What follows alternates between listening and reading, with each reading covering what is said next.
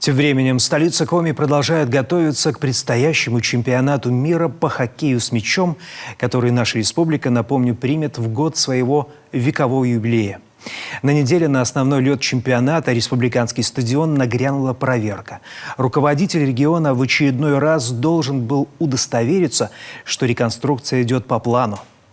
Евгений Окладкевич знает детали, как трудится наша ледовая дружина.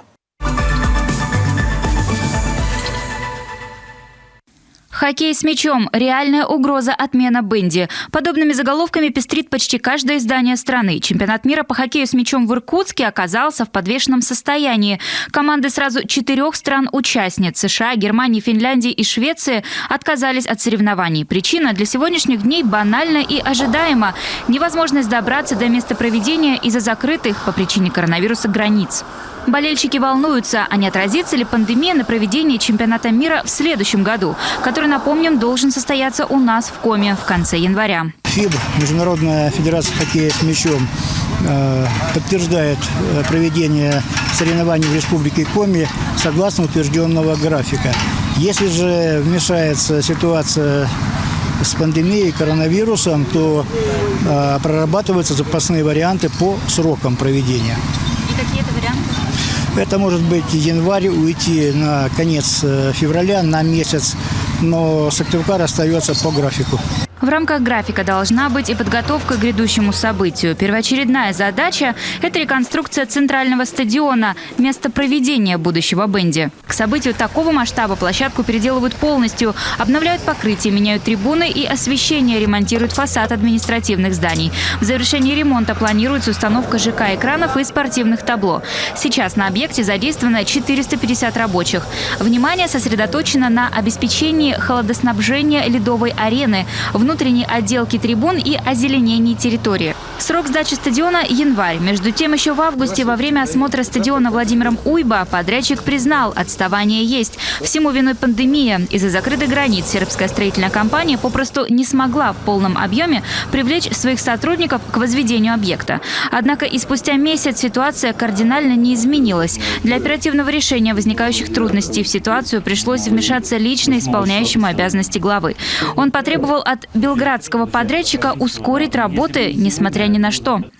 Дождь, снег, значит, работы должны выполняться, и в этом смысле все, тема закрыта. Как вы это будете делать, это ваша проблема.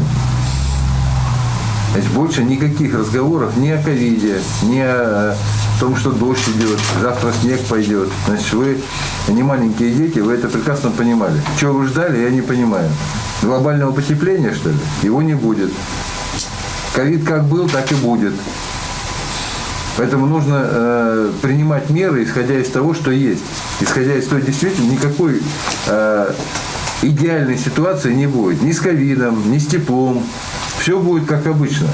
Немало внимания уделяется благоустройству самой столицы. Так, самым заметным стал, пожалуй, ремонт площадки под часами. Громкие звуки строительной техники, клубы пыли и море загадок. Именно так можно описать благоустройство площадки под часами возле центрального стадиона. На 60% все завершено. В скором времени рабочие закончат укладывать плитку и приступят к озеленению территории. Кстати, в этом самом месте уже весной, когда будет произведена установка архитектурных элементов, появятся те самые часы, только в немного ином образе, 4-сторонний и с подсветкой. Любопытно, что попасть на территорию гости и жители столицы смогут только по завершению работ. Поэтому до этого момента остается лишь гадать, какой будет площадка в итоге.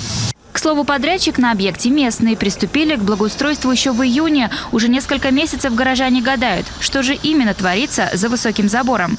Я не знаю, что будет, но если они облагородят эту территорию, то облагораживание всегда плюс, а не минус. Ну, просто чтобы озеленить это все и устроить что-то, скамейки там и тому подобные вещи. А вообще идея того, что все это облагораживается, вам нравится? Да. Ну, знаете, вот в других вот местах я бывала, да, очень интересные арт-объекты стоят, причем очень интересные. Хотелось бы что-нибудь такого, но с обязательно с национальной изюминкой. Она должна присутствовать обязательно, это очень интересно. Ну и что-нибудь такое для души? новенькое, да. Ну и обязательно для души, ну и для детей. И это что-то, уверяет главный архитектор столицы, обязательно будет. Весной в рамках второго этапа на площадке установят детские качели. Среди архитектурных элементов появятся тематические скамейки, урны своеобразных форм и множество фонарей. Особую изюминку привнесет в проект озеленения. На территории высадят свыше 30 горных сосен желтого и зеленого цвета, а также не один десяток рябин. Интересно, что высаживать красноягодные деревца будут сразу взрослыми, чтобы всю красоту обновленной площадки было видно сразу. Ограждения мы не будем делать, потому что площадка должна быть открыта, территория должна быть открыта. Вот. У нас достаточно такое обширное озеленение здесь будет.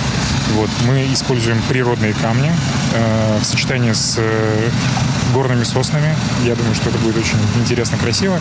Они, как вы видите, не высокие, а больше такие пушистые, широкие деревья, да, вот эти горные сосны. И в сочетании с камнями на этой территории это будет очень интересно и красиво. Сколько точно осталось до чемпионата мира, причем не только в днях, но и в часах, показывает установленное на Стефановской площади электронное табло.